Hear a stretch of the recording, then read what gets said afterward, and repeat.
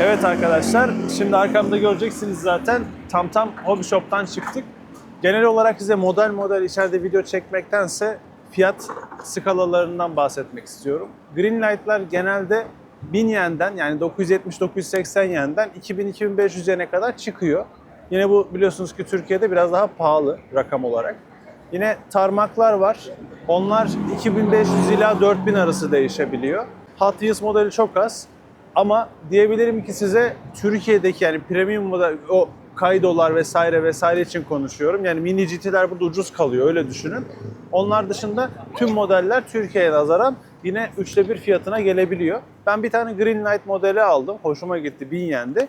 Onun dışında geldiğinizde ziyaret etmeniz gereken bir yer diyebilirim eğer diecast hobiniz var ise.